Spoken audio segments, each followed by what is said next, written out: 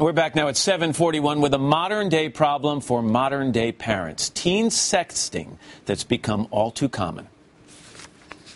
In what some are calling a hookup culture, one study suggests today's teens, specifically young boys, are playing out their lives with suggestive texts and tweets.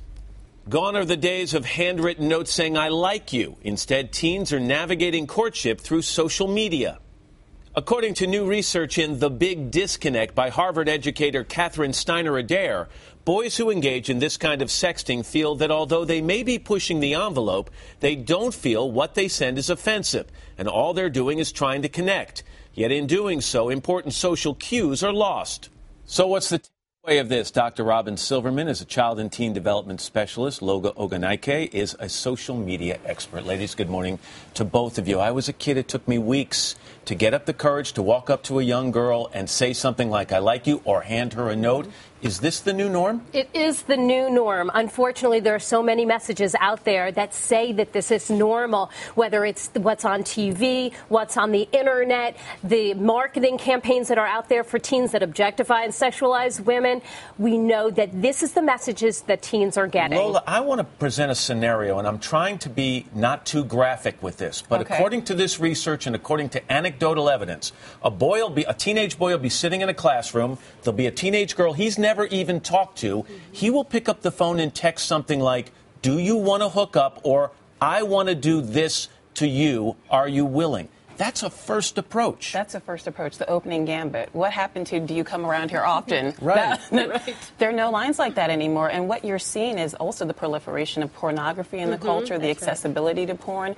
And kids are inundated with this in pop culture. Do you draw the connection between the two? You think that the sexualization of society is what's creating this? Yes, we live in a hyper-sexualized culture right now, and kids can't escape from it. Right. The messages are absolutely You're a out click there. away from seeing any sexual image that you want to see, and kids are surrounded by this. It's in pop culture, it's in the lyrics, it's in film, it's on television. Don't forget it's the real thing, too. How about politicians? And politicians. Right, politicians. Absolutely. We've got sports heroes, we've got actors that are doing this, and it's not just excused, it's celebrated. If the adults are being as reckless as Carlos Danger, then what do you expect from the teenage boys? But it makes me wonder, how did this start? It must be working for some of these kids. Otherwise, they wouldn't do it. It reminds me of the beautiful woman walking past the construction site. I hate to stereotype. And some guy yells out something vulgar, and I always want to look and say, does this ever work for you?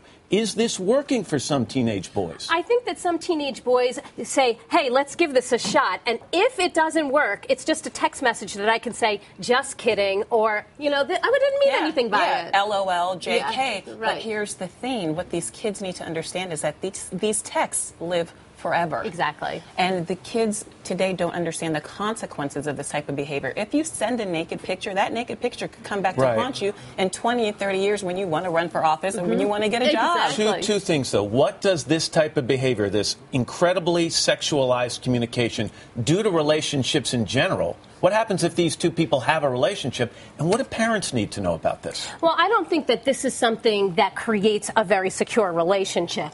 No, it's not something like that. When I'm talking to kids, when I'm presenting to kids, they tell me that hookup culture makes it so they can get a competitive edge in college and high school. They're not worried about the relationship. They're focused on school and the things that matter to them. But what it inevitably teaches young kids is that people in general are cheap, disposable, and easily accessible. And that's a problem because people aren't fostering real relationships anymore. So you're a parent and your kid comes home, you're checking for certain words in any text that child sends. But they delete them, by the way. Right. And I tell parents, you need to look and listen, you need to explain and engage, and you need to be a powerful example. Look at what texts they're sending. Look at what they're watching. What are they saying about girls? What are they saying to girls? Make sure you're explaining and engaging with them. Don't wait for them to come to you to talk. It's not the sex talk anymore. It's a series of talks, and make sure you're a powerful example. And be hyper vigilant about every form of social media that they're using. Exactly. It's not just texting. It's Facebook. It's Tumblr. It's any form of Twitter, Instagram, any form of social media that the parents, it's imperative that they're on there. They are meeting their kids where their kids are, and I'm sorry, you've got to be a snoop. You've got to be a detective. I think you just tell them you're going to be doing it. But the litmus test is if your grandmother, your mother, and your sister saw this text or this tweet, Would you be embarrassed? If so, don't send it. Ladies, thank you very much.